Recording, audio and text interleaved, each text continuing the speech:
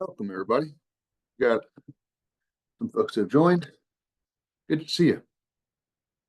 We've got a couple people on this side of the line. My name is Robert. We also have Gregory in here and Jasmine with the documentation team, but we can be as helpful as we can be.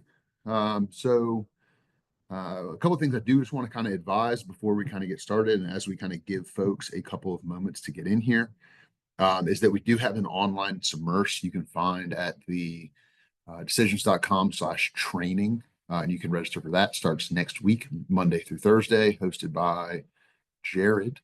And I think everybody in here has had some interaction with Jared, but that's a really smart fella. So again, on on Monday of next week through Thursday of next week, we have a submerse event. We also have our YouTube channel, which we're constantly updating. We uploaded a couple videos last week, just more and more content. And some of that was built around questions we've got from Lunch and Learn. And really, a lot of it really is. So, yeah, I'm open to any questions. Like I said, feel free to hit the chat or the QA. I see some stuff's kind of popping in already. We'll kind of take them in the order they come. So we got one from Grant. Yeah, bootcamp is free. Yeah, so it's a free online course. So if you have other people in your organization or if you want to poke in, it's really similar to product training. So I think you might have already done some of that stuff, but I can go ahead and just show it off a little bit here. Oh, no, I can't. Yes, I can. So again, it's just decisions.com/training. And sorry, I got a lot of windows open here. But this submerse is a 4-day free class. And it's the equivalent of product training. So if you went through any of the training stuff, it's like purchase requests. But if you have new people in your organization, it's a great option for you. 4 days, Monday through Thursday. And we have, like I said, Jared, who's one of our most senior trainers leading it. So could be a good option for you. If you need it. So again, that is on decisions.com/training. But yeah, I'm open to taking any questions you guys might have. I see the QA popped up again. Bootcamp is free. Yeah. So it is a free. We also have the online self-paced a lot of folks have done, and we have Lunch and Learn. You know about this one because you are here. This is an online option, asynchronous, and this is an online live option. So we have essentially 3 options for you. We also have 10 days from now a webinar, Agentic AI. So utilizing some of our AI expansions that we've been adding to Decisions through the common AI module and a lot of the other modules we've been adding over the last quarter or so, last 3 months or so. So again, I'll gladly take any questions. I see we've got quite a few people in here, including some folks' names I haven't seen before. And just a friendly kind of introduction because you might have missed the front half of it. My name's Robert. We're just talking about Decisions training options right now, but I will gladly take any questions you have. We also have Gregory on the side of the line, and he can kind of fill in some of the gaps there that I might have. But like I said, we want to be helpful. We want to be useful. If not, I have plenty of things I can just talk about, just kind of poke around, but I like some guidance. And the only thing you missed if you're just now joining is that we just refreshed that we do have a submerse starting next week, a live submerse. It is a free course. So if you have new people in your organization or you're looking to get started, again, you can find that on decisions.com/training. And that is being led by Jared, who is, again, our most senior trainer. So we also have a second EST stand-up during the day. So if you're going through training and you used to not be able to make the 9 a.m. ones because you're on the West Coast or anything like that, or just outside of Eastern Standard Time, we now have a second one in the afternoon that might be better for you. So 2 p.m. Eastern Standard Time, we have a stand-up call, and that's just for training questions. So if you're going through training, not build questions and stuff like that, that's kind of what this is going to be for. But training questions specifically, we can help you out there. There, EST stand-up. Found at the LMS. So I'll give it a moment to see if anybody's got any questions before I start going off on a rant, but I gladly will rant about some new stuff. 9.7, we got 9.8 coming down the pipeline in a month or so. We are pushing out updates rapid fire, but I can kind of just poke around here. I'll say when my clock says 12:06 down there at the bottom, but I'll gladly take any level of what do you want to know more about or any options like that.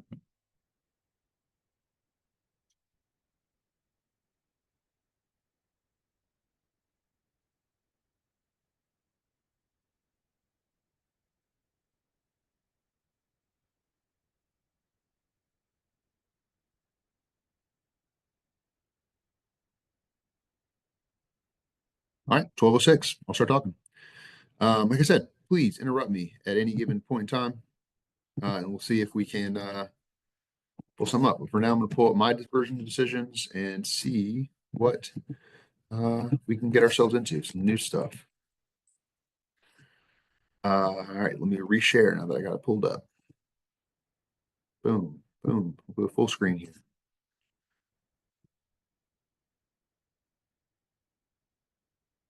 Yeah. I think some of some of the stuff that I think is kind of worthwhile talking about is we've been really updating a lot of our user experience type stuff, just quality of life upgrades. So in version 9.7, which I'm in right now, which just came out maybe last week, maybe the week before, but we have plenty of new stuff that you'll just probably notice right away. We have health score and validations moved up here right next to each other. So there's a health score for the flow you're in itself. So you can keep track of, various issues as well as kind of get an insight to those validation issues, as well as our toolbox has been totally rearranged and reorganized. My favorite feature, quality of life update, would be that the user defined types easily found in project is also only going to show you the types that you have. It's not going to give you a huge drop down with like 15 of those different, or I guess all 11 of the different data structures we have, and 10 of them are blank. It's only going to show you what you have. And that's true over here in all steps as well. As your favorite things and kind of add over here, recently used steps. And then this user experience is also extended to this kind of quick add functionality. You have it based on those same tabs, which was kind of cool and nice for 9.7. And again, health score stuff, live updates. As you can kind of see, I just went up 6% just by connecting my end score, my start step to my end step, but kind of just going through and being like, oh, error handling, whatever it might be. And you'll just notice here, hopefully the score will kind of go up as I map this over to the red end step if I can see it. Laptop today, folks. Sorry. Boom. So there we go. Plus 4% more points. So as we kind of go through, description, those kind of things. And again, with exception handling, catch exceptions, this is not true error handling. This is just an exception path. And for those of you that don't know what catch exception does, it allows you to basically create a default exception path for any step in your flow. So as you may know already, like you might run into a problem, and I'll delete this to kind of show it in full bore. And again, please interrupt me, folks, if you have something you want to talk about. But you'll notice that like if I run and I try to divide 0 by 0, which is mathematically impossible, I'm going to get an exception. The flow will stop. On individual steps, you can add an outcome path for an exception saying, hey, if this happens, right, show a pop-up or whatever it might be. But for now, I'll just drag this down so you can see how the paths work. So on exception, it will, rather than the flow stopping, it'll continue down that new path. Boom, and it did make it to the right step. And once again, that is located here in outcomes, add outcome for exception. Exception handling is going to work like basically one of those built in, or sorry, catch exception is going to work like one of those just built in to every flow. So you could say, hey, anytime there's an error, anytime at all there's an error, I want to send an email and I want to log that information somehow. However you might want to choose to do it. But you can set up this kind of pathway and say, hey, anytime there's an exception, do this. For now, just to save you guys kind of the heartache of watching me program a fake email in here, I'll just show you how the path works. But again, this divide 0 by 0 is going to have an exception. And rather than the flow just stopping, it basically picks up and starts right where this catch exception starts. So it goes to divide and then over to catch exception. Good morning. I know there's a way to sort lists. Is there a way to randomize them? For instance, we have a list of referrals coming in from a flow, but they are grouped by state when the list comes in. Is there a way to ungroup these and or randomize the list? That is a good question. I'm going to unmute you and I'll ask some follow-up questions. Certainly there is ways. It might be a little bit of a cheeky way to do it, but Leah, I unmuted you if you want. So you want them randomized in a report, or you want them randomized for a process that the flow is going to handle? Randomized in the flow for a process in the flow. Okay, no problem. Let's yeah, there's a number of ways we can do this. And can that, let me think about it. And Gregory, feel free to bump in. I was going to talk about like a short array by a random field, and then, but that's a singular kind of use here. We'll explore it together and figure it out together. Random We have a lists. limited number of fields, so we've got referrals coming in so let's say there's a referral and it's got a referral ID and it's got a state associated and a due date. Right now they're coming in, they're all grouped by state. So Alabama, for instance, comes in first When before you're when Maine. you're fetching from a fetch entities. Not from a fetch entities, it's just an API call that sends us a list. So the list comes in as it is essentially. So we're trying in our response, we're assigning those not in the decisions sense, but assigning them to an email address in the response DTO. And what's happening is it's kind of grouping all the states and sending all of one state to one user instead of a random mix. Yeah, I can show you one that we have built out that's pretty close to that. That's a little bit also of a um, well, here's what we'll do. I'll start there and then I'll come back and build something because I think it'll be a good context. Let's just say state, name, date, and state. Those are three-ish that you have on the field and they're grouped by state, you said? Yeah, got a few different ones. Basically, um, we don't want to sort them by just by date, and we don't want to sort them just by state. So I thought random was probably the best way to go about it. Yeah. So we have a project. Let's see if I can find it on here. If not, I might have to jump over to 9 point or version 8. Let's see if I have it.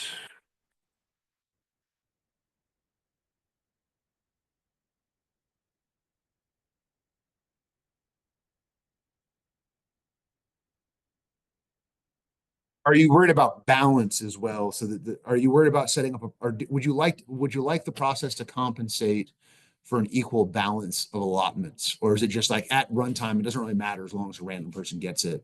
Um, or is balance considered? Balance would be great, but not necessary. So right now we run the referrals through a truth table, get a match on who can review for that state, and then just kind of dump into the first person Yeah. count of referrals divided by the number of clinicians. So either way, it might be simplest. The if we don't have a lot of other questions, or if we do have other questions, it might be just simplest um, to not have to worry about dispersing equally. But I would also love to see the dispersing equally aspect if we do have time. I just gotta find this. It's an older project. Oh, it's under here. I know where it is. Okay, cool. Invoices. So I'll build something out for you live as well. This is built out a more complex version of your ask. Um, I mean, this might be a little too far into the flow though. So essentially what I'm showing on the screen right now, what it allows us to do is to get two random accounts, um,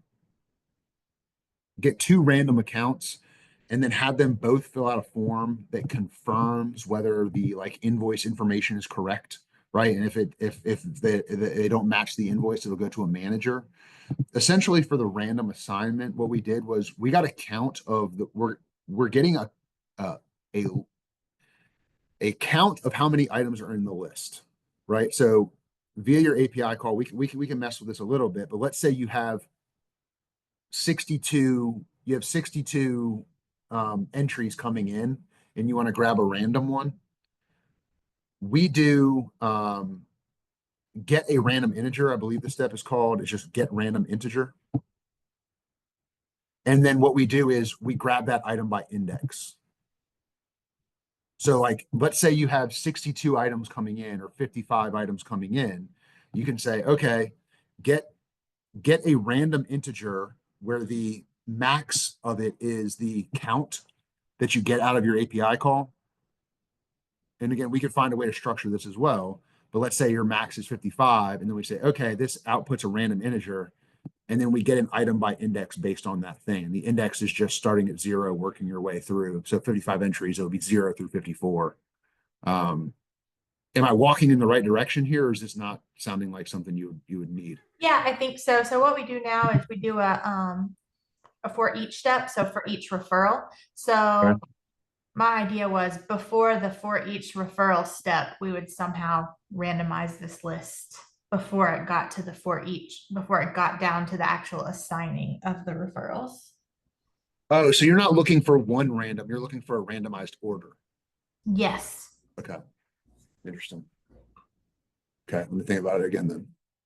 Thank you for all the information, by the way. This is very Yeah, you're welcome. okay. All right, so we're looking for a randomized order here. We want it to be random every time. I have a theory. Yeah, let's hear it, Greg. Come on. All right, so you have the sort array, right? And you typically pick a field to sort that by. And Yeah. Leia, is the stuff coming into decisions, what kind of data structure is it saved into? Um, we just have it in we have our data type created in decisions, and it's just a um list of referrals, and each referral has the associated name, state, you know. Hmm. Do you know if that's a database type, a case entity, an I entity? don't really know. I don't work on the IT side. I just do the decision stuff. It's just a file, almost like probably like an Excel file, maybe. And it's a service bus call, or a service bus action that calls the flow. So I was hoping we could do Hmm. something to decisions and not have them do something in the code. No, no, that's not what I meant. So when you create a data type to store that stuff in decisions, Mhm. there are different kinds of data structures you can pick from. Oh, yeah, yeah. I I think was it's curious this. which one that you picked. Is it a simple flow structure? Let's see. Let me look and see.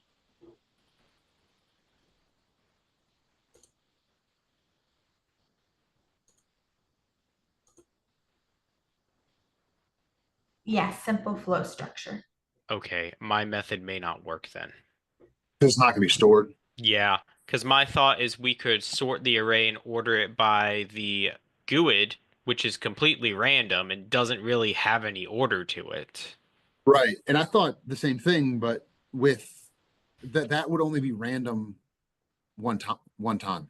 Like every time the flow runs, it wouldn't re-randomize it. It would the same GUID. Or am I wrong about that? Well, if the referrals are done, I was assuming it'd be a new set of data coming in. It is, that's right. It's a new set. We just get a batch of them every day. Okay, then yeah, it would be new GUIDs that would work out, but if they're not database stored, I don't think they're going to generate,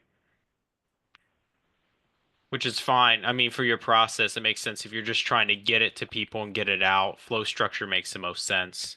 I don't think making it database stored is the best way to approach this. That just adds unnecessary, storage. So, Yeah, let me think. When we're fetching, let's think. Random data flow. So I do wonder how the data is going to come out because with the fetch, it's going to give you that list. Let me think here.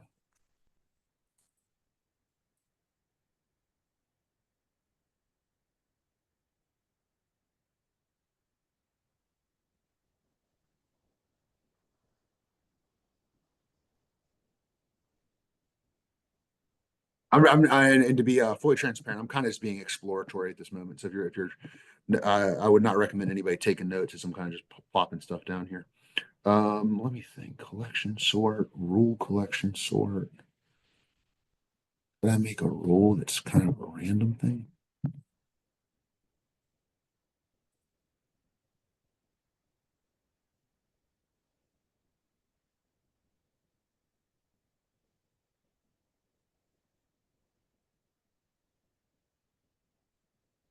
Equals that position.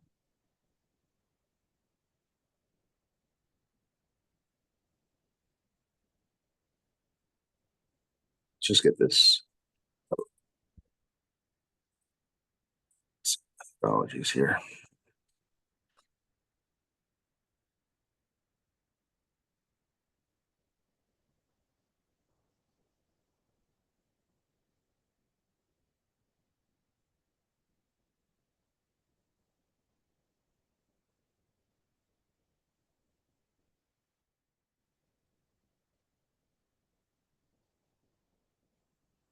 The path is not valid.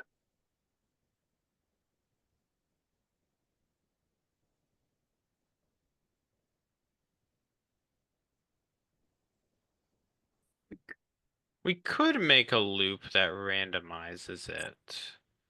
What would... Hmm.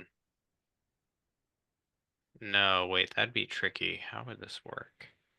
Well, you could do something along these lines, right? I mean, expecting type 5. Oh, because I'm on this version. Sorry. Oh, wait, I got a great idea. Let's go. Just run it through a run flows for list, async and wait. It randomizes the order of the list on the output.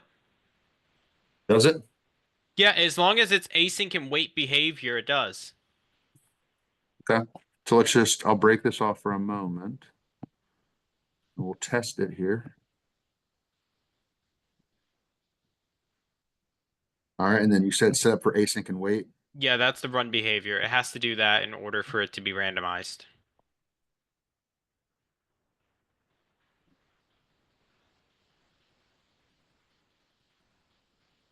Earl's one of those words that just no matter how you type it, it looks like it's spelled wrong. And then just output the same type. We're just going to edit the step to drag it to the end. There's no processing we'll do in here. If there needs to be processing done, we could add that stuff later, but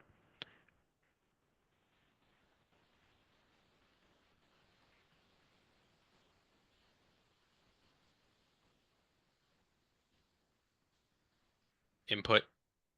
Yeah, there we go. That's Two. it.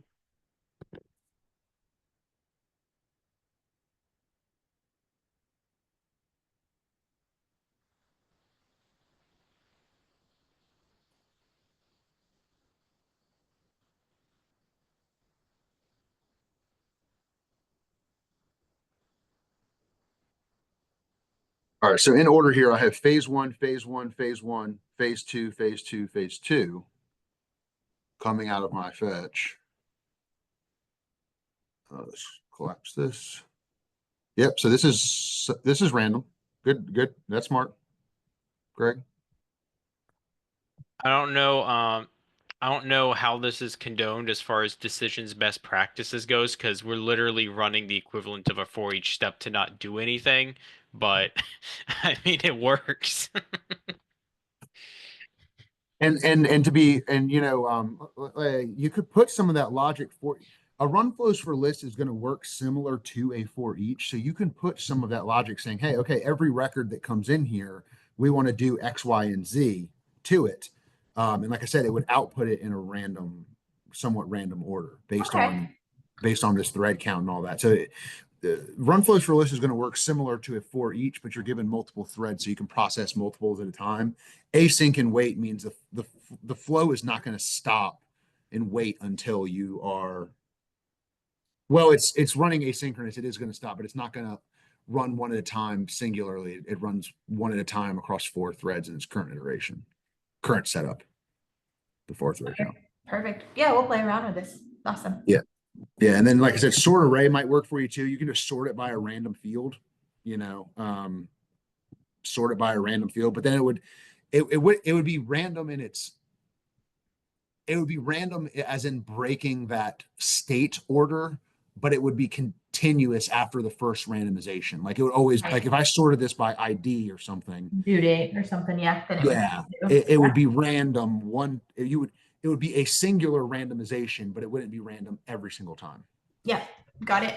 And like I said, this might work for you too, is if you can just get a count of what's output, get a random integer where your max is the whatever comes out. So let's say you have 15 referrals, this would dynamically populate to 15. It would get a random integer, and then you can get item by index and perform singular actions. And again, you can do this if you're just assigning one or two things at a time, this might be a methodology or an architecture that might work for you. Again, it depends on what your end goal is, but hopefully this gives you something. Yeah, awesome. It gives us somewhere to start and play around with. Thank you. Cool. No, thank you. And thank you, Greg, for that. Learn something new every day, they say. I'll take any questions as well. So I think we still have plenty of time. If anybody's got any more questions, or you've got another question, anybody's got a question, I'll take it. Greg will take it. We'll take it. It will be taken, as they say. I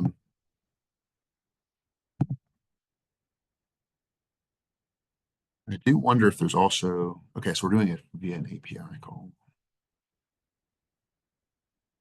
I do wonder if there's something set up in the way you're fetching it to, where you can change the order in which things come in.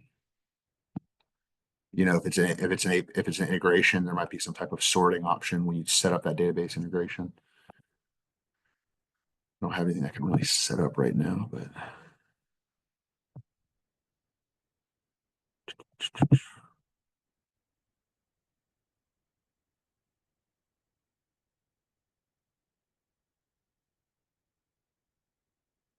yeah, let's see. Tinkering here.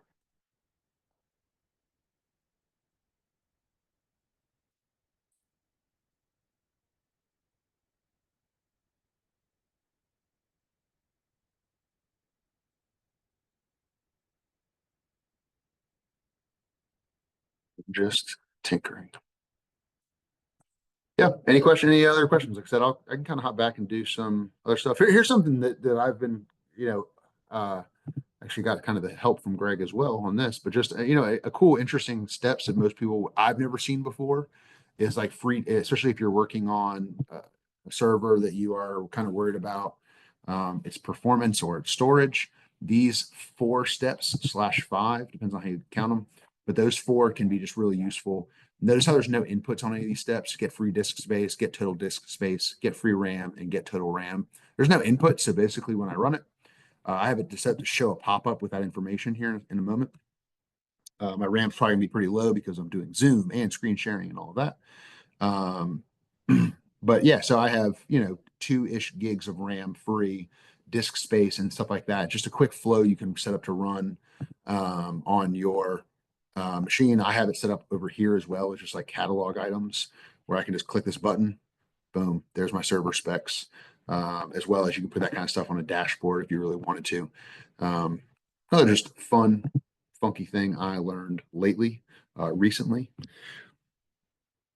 What else is new in the world here? I don't think many people are on 9.7, so I'll ignore that. Here's one that's useful, I think. And again, feel free to kind of just ignore, or feel free to interrupt me. Feel free to interrupt me if you have a specific question. But form tiles is something I didn't really understand for a while. And I've kind of been working on content around this because it is very useful. But what form tiles allow you to do is kind of place a form onto a dashboard as a tile. As a tile so that I could fill this out. And this is a data structure that I have absorbing this information. Robert.Grauer at decisions.com. And you'll notice that as I do that down here, it populates the most recent one. I contacted this customer. It's like a fake customer contact, like, oh, I did this thing. So Robert Grauer, 1217 at 1229. And then this information would populate that as well. So I can say, oh, okay, I want to, re-email, whatever it might be. And it should populate down there. Kind of once we go. And how this stuff is built out is on the page itself. You have an input flow and an output flow for your form tile. So let's say you make a form tile. Obviously, you have a form itself, but you have a flow to populate data on that form, and you have a flow to deal with the data from that. So for my core initial one, I have nothing on the inputs. And on the outputs, I just have a create step. And then I refresh the report so that it refreshes automatically. I don't have to refresh the page. It'll show up on the bottom report. And I use folder ID for that. Boom, like it. But on the other tile, in order to populate the form, again, this one on the inputs here, does have a fetch entities, and I'm fetching all of the entities that were created previously, and it will go to the form, and then on the output, I run a selective update to update a record and just say, hey, I want the current date and time to update as a contact date, send a refresh, send an email, and show a pop-up saying, hey, these things have happened. This email has been contacted and the report has been updated to the most recent contact date. But it's just, again, form tiles is something that was kind of elusive to me for a while. Because traditionally a form, you're gonna have one form that lives in one flow, and that flow you're gonna populate the form. Whereas on a form tile, you have one form that lives between two flows. So rather than one form living in a flow, it is one form living between two flows. And that is an interesting and can be extremely useful. You can also use it to filter reports if you want to make some custom filters. And I know that a lot of times people, will just use runtime editable filters, but you can, build it out a little more dynamic or a little bit more robust than that. Because again, with your runtime filters, you are going to be slightly limited. And for those of you that might not know about the runtime filters, let's go ahead and do that real quick. Nope, not this one. Wrong report, wrong page. On this, like, let's say I want to add make one of these runtime editable, right? So let's say contact date or something along those lines, right? If I wanted to make that thing runtime editable, I can add the filter over here and a field filter. And let's say, hey, I want to customize my name or email. Let's do email. And I will do email contains in list, which is new to 9.7, just so I can show off a new feature. I can turn this on to runtime editable, show all if list is empty. So again, I added any filter. I went runtime behavior, runtime editable, show all if list is empty, just so it's not blank for everybody. And now that I've done that, again, just a quick filtering option. And we're kind of bouncing around quite a bit here. But now I have that email contains in list, and I can start typing in like, oh, I know that it has JAC in it, and hit apply, and that'll show me all of the emails that have that JAC in it. Or I can go JAC and GRA, which is going to be my name. There I am twice. And again, just like that's just partial text supported in 9.7. But you can use, more and more stuff as we kind of go. Or you can just cancel all of this. Sorry, cancel the change. I canceled my changes there, not my cancel. Backspace, apply. But you could apply multiple filters with the form saying, hey, I want stuff where the name is this and the last contact date was that, and it will allow us to do multiple filtering. Although you could also do that with more runtime editing options. And that'll all show up in the same panel for those runtime editable folks that are trying to learn something new. Again, if I add another filter, once again, click the wrong report. Need better labels here.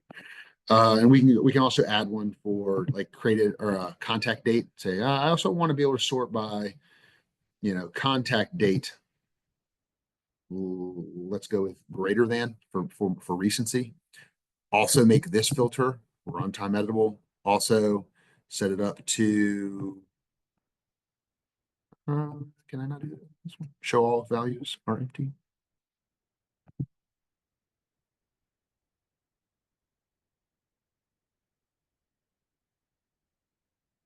Runtime editable. I guess this one is not allowing me to show all values empty. So maybe I'll try a different one here.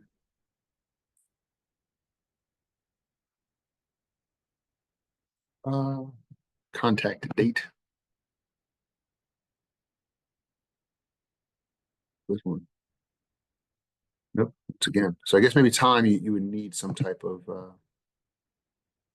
but you could get the value from other reports. So here's a functionality of form tile. You can have it say come from a form tile, get the value from another report, have that form tile, send it as a report. Picker, calendar, date time, picker. Interesting. But yeah, there's just plenty of options for runtime editable stuff. And for those of you just joining, just remember we have a Submerse next week, Monday through Thursday. It is a free course for you. So if you have new folks in your organization, or if you just want to sit in, we go through purchase request, which is an approval chain project. It's led by Jared next week, Monday through Thursday. You can sign up here on our website, decisions.com/training. It's free. You click register now and you can register for this 4-day boot camp. There's Jared. That's me. That's me from a long time ago, though. Let's not look at that. Yeah, that's us. So that's our happy small team, 9 to 5, Monday through Thursday. So feel free to drop in there. Any other questions at all? I will gladly take anything, any guidance. If not, I might show up one more thing, then maybe work my way towards a natural conclusion.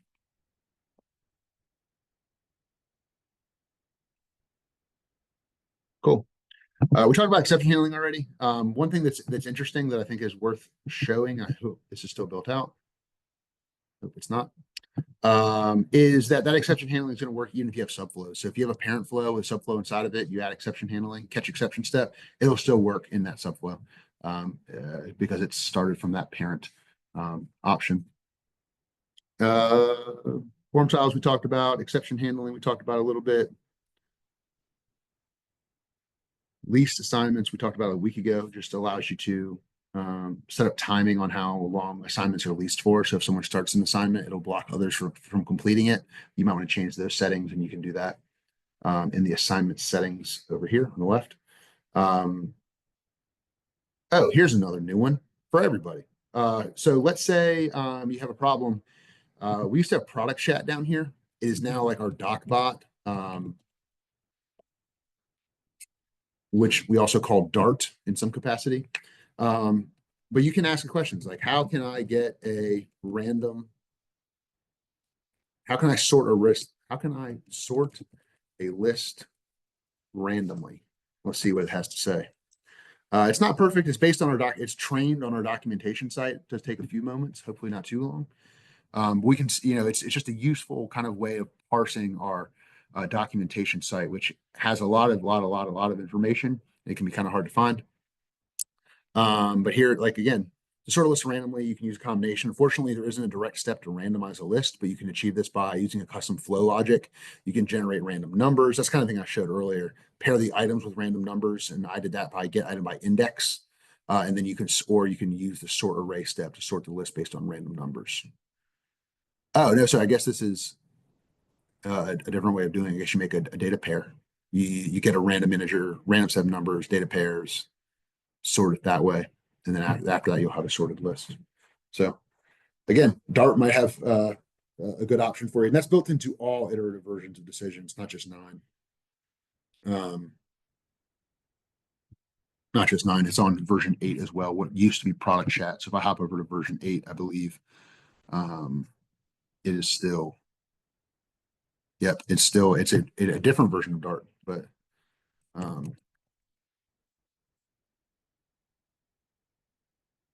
yeah, and this is not deterministic AI, so it'll give you a different answer.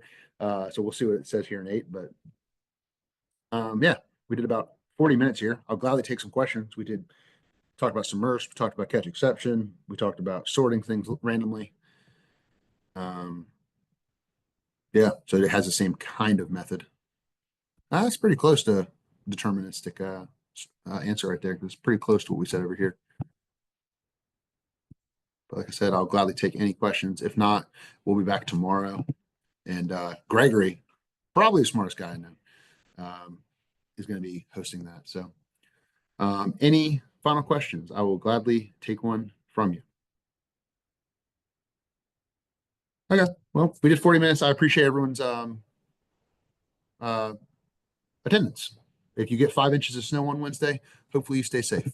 So thank you guys very much. Enjoy the rest of your day. Feel free to reach out to training@decisions.com or support@decisions.com if you have any questions, and we'll gladly help you out. Thank you.